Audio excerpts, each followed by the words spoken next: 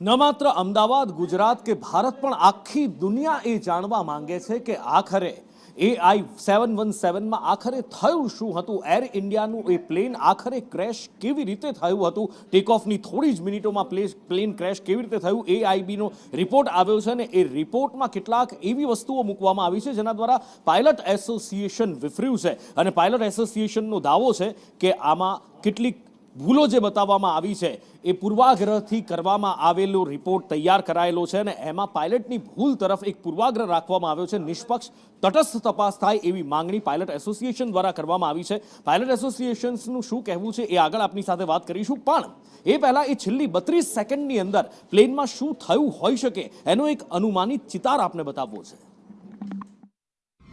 Captain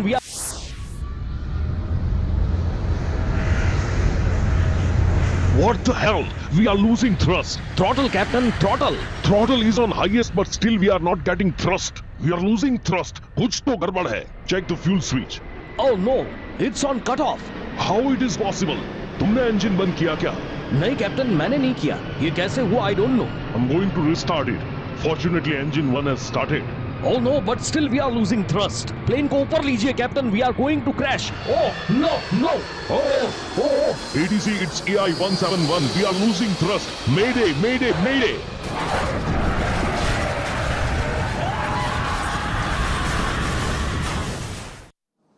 pilot association દ્વારા એ આરોપ લગાવવામાં આવી રહ્યો છે કે આ 15 પાનાનો જે પ્રાથમિક રિપોર્ટ આવ્યો છે એ પૂર્વાગ્રહથી પ્રેરિત રિપોર્ટ છે જેમાં પાયલટ પર દોષનો ટોપલો ઢાળવાનો પ્રયત્ન થઈ રહ્યો છે.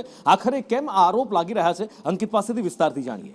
બિલકુલ એક મહિનો થઈ ચૂક્યો છે આ ઘટનાને અને લગભગ 200-250થી વધારે લોકો જે છે તે આમાં મોતને ભેટી ચૂક્યા છે. તેમ છતાં પણ આ ઘટનાને લઈને હજુ પણ લોકોમાં એટલો જ આક્રોશ છે કે આખરે આટલું મોટું જે પ્લેન હતું તેમાં આટલી મોટી ચૂક કઈ રીતે થઈ શકે કે લેન્ડિંગના સમયે અથવા તો ટેક ઓફના સમયે જ આ પ્લેન જે છે તે આગળ ઉડી જ ન શક્યું અને અચાનક જ ધરાશાયી થઈ ગયું. તેમાં એક ફ્યુઅલ કંટ્રોલ સ્વિચ જે હોય છે જે બંને એન્જિનને ફ્યુઅલ પૂરું પાડે છે, એ ફ્યુઅલ સ્વિચ જે છે, જે કંટ્રોલ સ્વિચ જે છે તે બંધ હોવાનું આ રિપોર્ટમાં પ્રાથમિક રિપોર્ટ જે સામે આવ્યો છે તેમાં પુરવાર થયું છે અને તેમાં એવું જાણવા મળ્યું છે કે એ સ્વિચ બંધ હોવાના કારણે એ ફ્યુઅલ જે છે તે પ્લેનમાં પાસ ન થયું અને તેના કારણે આ ઘટના જે છે તે ઘટી.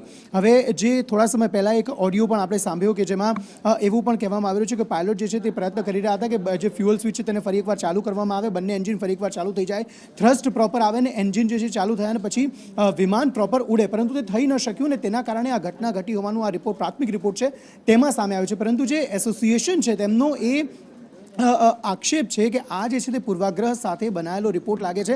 આ ઉપરાંત કેટલાક નિષ્ણાતો જે છે તે આ સમિતિમાં આ જે રિપોર્ટ છે તે તૈયાર કરવામાં હાજર નહોતા તેવો પણ આક્ષેપ જે છે તે એસોસિએશન દ્વારા લગાવવામાં આવ્યો છે. તેમણે કહ્યું છે કે કોઈ એવા નિષ્ણાત વ્યક્તિઓને પણ આ રિપોર્ટ જે બનાવી રહ્યા છે તે સમિતિમાં તેમને હાજર રહેવાની જરૂર છે, જેના કારણે પાયલોટની સ્થિતિ કેવી હતી તેનું પણ મૂલ્યાંકન થઈ શકે અને તેના આધારે આ રિપોર્ટ બની શકે. કારણ કે આપણે જાણીએ છીએ કે પાયલોટનું મૃત્યુ થઈ ચૂક્યું છે અને તેવામાં એક તરફ એરલાઇનને બચાવવા માટે અથવા તો સરકાર પર કોઈ આક્ષેપ ન થાય તે માટે પણ આ રિપોર્ટ જે છે તે આવી રીતે બનાવવામાં આવે એવા પણ આક્ષેપ જે છે તે લોકો દ્વારા કરવામાં આવે છે. એસોસિએશન દ્વારા પણ આક્ષેપ કરવામાં આવી રહ્યા છે અને તેના જ કારણે એસોસિએશન કહી રહ્યું છે કે આ એક પૂર્વાગ્રહ તરફ આ જે રિપોર્ટ જે છે તે દોરી રહ્યું છે અને એ રીતે આ રિપોર્ટ જે છે તૈયાર કરવામાં આવ્યો છે જેના કારણે પાયલટ પર જ બધું દોષારોપણ થઈ શકે. અને જે રિપોર્ટ સામે આવ્યો છે અને જે ફોટા સામે આવ્યા છે એમાં ઘણી બધી વાતો ઉજાગર થઈ રહી છે. જે ફોટોઝ સામે આવ્યા છે એમાં થ્રોટલ્સ દેખાઈ રહ્યા છે. દુર્ઘટના બાદ થ્રોટલ્સ આઇડલ પર દેખાઈ રહ્યા છે, એટલે કે બંધની સ્થિતિમાં દેખાઈ રહ્યા છે. પણ જ્યારે ફ્લાઇટ ડેટા રેકોર્ડરનો ડેટા સામે આવ્યો ત્યારે એ વાત ઉડીને આંખે વળગી હતી કે પાયલટ્સે ફૂલ થ્રોટલ્સ આપેલા હતા, એટલે કે ફૂલ પાવર એન્જિનને આપેલો હતો. પણ આ બની શકે કે જે થ્રોટલ્સ આઇડલ પર આવ્યા છે એ દુર્ઘટના બાદ થયું હોઈ શકે. દુર્ઘટના પહેલા એટલે કે જ્યારે પ્લેનને પાયલટ સંભાળવાનો પ્રયત્ન કરી રહ્યા હતા એ વખતે થ્રોટલ્સમાં એમણે કોઈ ગરબડ, કોઈ ભૂલ નહોતી કરી. ફૂલ થ્રોટલ્સ બંને એન્જિનને આપવામાં આવ્યા હતા. પણ જે ગરબડ થઈ એ ફ્યુલ સ્વિચમાં થઈ છે, કારણ કે ફ્યુલ સ્વિચ કટ ઓફ ઉપર હતી. એ બે સ્વિચ હોય છે, બે એન્જિન એટલે જેટ્સમાં જેટલા પણ એન્જિન હોય એટલી અલગ અલગ એની ફ્યુલ સ્વિચ આપવામાં આવે છે જેનાથી એન્જિનની અંદર ફ્યુલનો ફ્લો થતો હોય છે. એ આમાં બે એન્જિન બોઈંગ 787 ડ્રીમ લાઇનરમાં હોય છે, એટલે બંનેની N1 અને N2 બંને એન્જિનની સ્વિચ હતી. એ સ્વિચ ચાલુ તો હતી, જ્યારે ફોટો સામે આવ્યો છે ત્યારે ચાલુ બતાવાઈ છે, પણ જ્યારે પાયલટ્સની વાતચીત CVમાં રેકોર્ડ થઈ છે cockpit data recorder, cockpit voice રેકોર્ડરમાં, તો એ કોકપિટ વોઇસ રેકોર્ડરમાં બંને પાયલટ કહી રહ્યા છે કે અચાનક આ ચાલુ હતી અને સ્વિચ બંધ કેવી રીતે થઈ ગઈ, ફ્યુલ સપ્લાય રોકાયો કેવી રીતે, એટલે ઘણા બધા સવાલો ઉઠી રહ્યા છે. કારણ કે આ સ્વિચ એવી સામાન્ય સ્વિચ નથી હોતી, ઇલેક્ટ્રિક સ્વિચ જેવી, આપણા ઘરની સ્વિચ જેવી કે ભૂલથી પણ હાથ અડી જાય અને બંધ થઈ જાય. તો પછી એ ચાલુમાં બંધ કેવી રીતે થઈ? શું ખરેખર આ પ્લેનમાં જ કોઈ ટેકનિકલ ખામી હતી કે કેમ? હવે એ સવાલ પણ ઉઠી રહ્યા છે. એર ઇન્ડિયા પ્લેન ક્રેશની પ્રાઇમરી રિપોર્ટ જે સામે આવ્યો છે, અલગ અલગ મેકેનિઝમ છે અને અલગ અલગ કારણો તેની અંદર દર્શાવવામાં આવ્યા છે. ખાસ કરીને જે એન્જિન છે તે બંધ થઈ ગયો હોવાના કારણે આ દુર્ઘટના સર્જાઈ હોવાનું અત્યારે હાલ પ્રાઇમરી રિપોર્ટમાં બતાવવામાં આવી રહ્યું છે. બીજી તરફ જે કટ ઓફ છે તેને બતાવવામાં આવ્યું છે કે આજે એરક્રાફ્ટની અંદર આજે ફ્યુલ પહોંચાડવા માટેની આ કટ ઓફ જે હોય છે તે તેના માધ્યમથી, તેના કારણે આ જે કટ ઓફ છે તે ઓન હતું, જેના કારણે ફ્યુલ છે એન્જિનમાં ન પહોંચી શક્યું. જોકે આખી વિગતસર આપણને માહિતી છે કેપ્ટન ઉમંગ જૈન છે તે આપશે, તેમની સાથે વાતચીત કરીશું. સર, આ પ્રાઇમરી રિપોર્ટ છે જે ઉલ્લેખ કરવામાં આવ્યો છે, એક્સપ્લેન કરશો કે શું આખી બાબત પ્રાઇમરી રિપોર્ટમાં ઉલ્લેખ કરવામાં આવ્યો છે, કઈ રીતે કટ ઓફનો ઉપયોગ કરવામાં આવતો હોય છે? હું તમને ટેકનિકલી સમજાવું તો જ્યારે વિમાન આ જે વચ્ચેનો જે ભાગ છે આપ જોઈ શકો છો, તેને આપણે થ્રોટલ ક્વોડ્રન્ટ કહીએ છીએ. બંને એન્જિન છે ઇન્ડિપેન્ડન્ટ વર્ક કરતા હોય છે.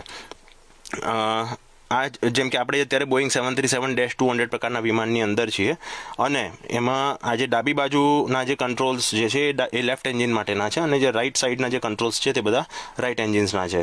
આનાથી ફ્યુઅલ નિયંત્રણ કરવા માટે થ્રોટલ ક્વોડ્રન્ટ છે જે ફ્યુઅલનો ફ્લો વધારે છે અને ઘટાડે છે. સાથે સાથે આ fuel cut off valve, fuel cut off switch જે છે એ નીચેના ભાગમાં છે.